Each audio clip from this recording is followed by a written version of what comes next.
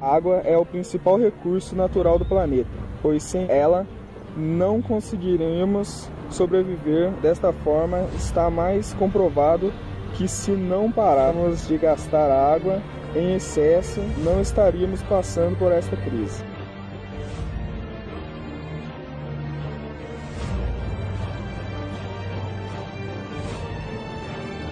Paulo, tem água sobrando? Por que falta então em algumas regiões? Porque a água que passa pelos rios não é armazenada de forma adequada para superar momentos de emergência, como este que nós estamos vivendo agora. Indispensável para a vida, pois em praticamente tudo em que produzimos nós a utilizamos, como na energia, na indústria, na agricultura, no nosso dia a dia.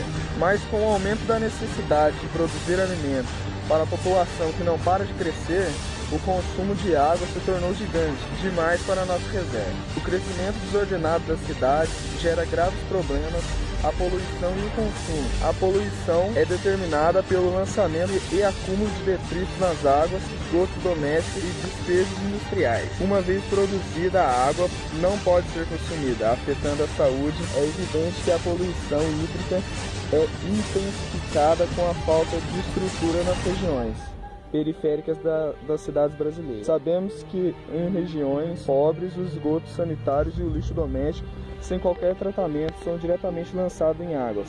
Estudos feitos pela Unesco mostram que desde o começo do século, o consumo da água aumenta numa proporção de 2 vezes o crescimento populacional. Com um dos maiores reservatórios de água do mundo, chegou a este ponto. Na realidade, nós temos o maior reservatório de água no mundo, mas estamos com escassez no momento.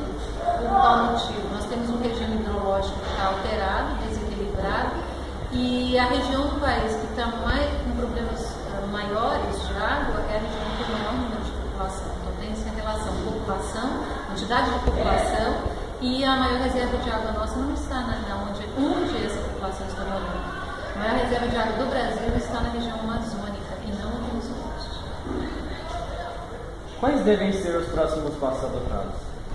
Bom, tem vários, inclusive os nossos governantes deveriam ter tomado alguns. Nós temos um partido no governo que está há mais de 16 anos no governo do estado de São Paulo, e esse partido já sabia, o governante já sabia dessa situação de escassez hidrológica e ele não tomou nenhuma posição. Quais são os passos? Nós temos vários e aí os próprios especialistas é que vão nos indicar. O primeiro deles é a redução do consumo de água. Como você avalia a situação atual do sistema de água em São Paulo? Avalio que ela é, no momento, complicada. Essa complexidade dela nos traz o quê? Envolve toda a população, envolve tomada de decisão muito eficaz e eficiente, senão nós teremos problemas muito próximos. Mas você acha que essa situação poderia ter sido evitada? Sem dúvida nenhuma, como eu disse anteriormente, nós temos um governo que está há 16 anos, o mesmo partido há 16 anos no governo do estado de São Paulo. Eu já sabia dessa situação, porque os especialistas já haviam falado, então eu tinha que ter tomado alguma posição. Com a mudança climática, você acredita que as secas serão um problema cada vez mais frequente? Nós temos problemas que já são frequentes em várias partes do mundo, a escassez de água. Só que essa escassez agora vai aumentar para outros países, outros locais do mundo. Qual a responsabilidade de toda a sociedade em frente a essa crise? Primeiro de todo mundo é a consciência. Nós já estamos vendo na televisão todos os dias a questão das represas que estão reduzindo o seu volume de água. Nós não sobrevivemos sem água. Nós todos temos que tomar a posição de primeira de economizar água. E há de se haver um jeito de economizar essa água sem aumentar a dengue, porque reservatórios de água, no momento, têm aumentado a dengue no nosso estado, principalmente. O principal sistema de abastecimento de São Paulo é o Cantareira. Ele é composto por uma série de reservatórios que são ligados através de túneis e canais, pelo reservatório Jaguari e Jacareí, onde a água segue para a estação de tratamento de Guaraú. E todos esses sistemas juntos têm a capacidade de 982 milhões de metros cúbicos. Devido a esta crise, ele está contando 182 milhões de metros cúbicos, volume morto 1, e 106 milhões de metros cúbicos, volume morto 2. no Brasil é uma consequência de décadas de desperdício e desmatamento, que mata nossas nascentes, acabando lentamente com a nossa água.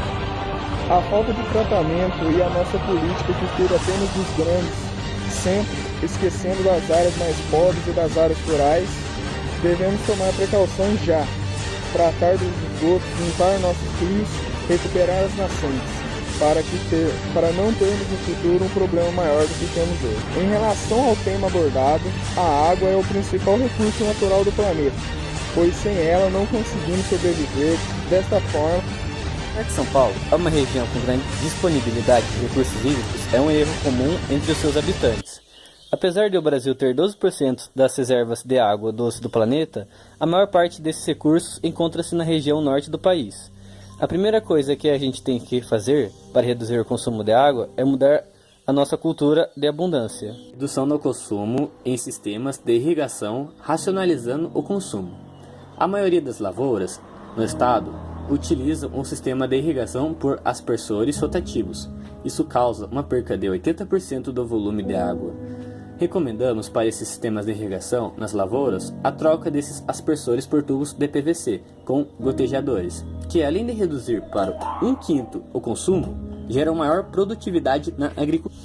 À disposição do homem estão 38,36 milhões de quilômetros cúbicos de água, dos quais 3% são superficiais e 97% subterrâneos.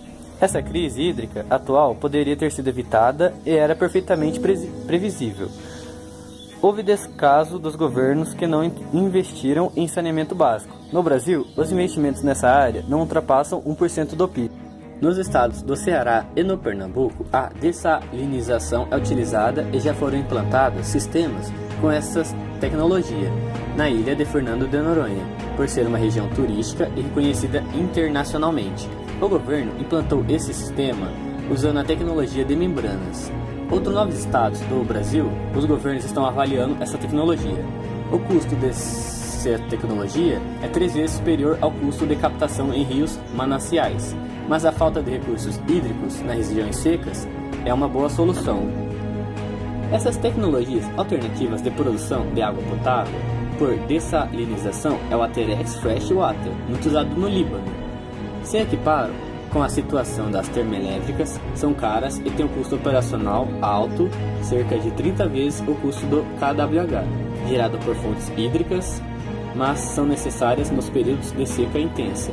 A construção dessas usinas termoelétricas, feitas pela Petrobras na gestão da engenharia Graça Foster, ex-diretora da Diretoria de Gás e Energia, foi que salvou o Brasil de um racionamento de energia nessa seca de 2014 e se arrasta em 2015.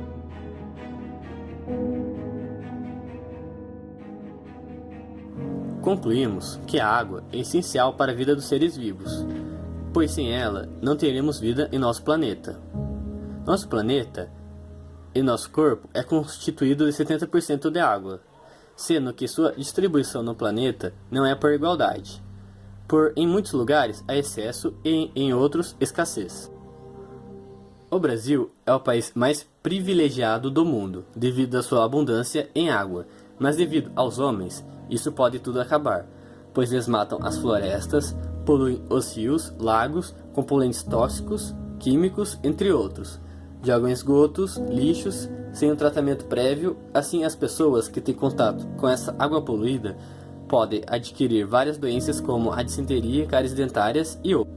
Para adquirir uma água potável, essa tem que ser tratada em estações de tratamento utilizando os seguintes processos: coagulação e floculação, decantação, filtração, fluoretação, alcalinização e dessalinização.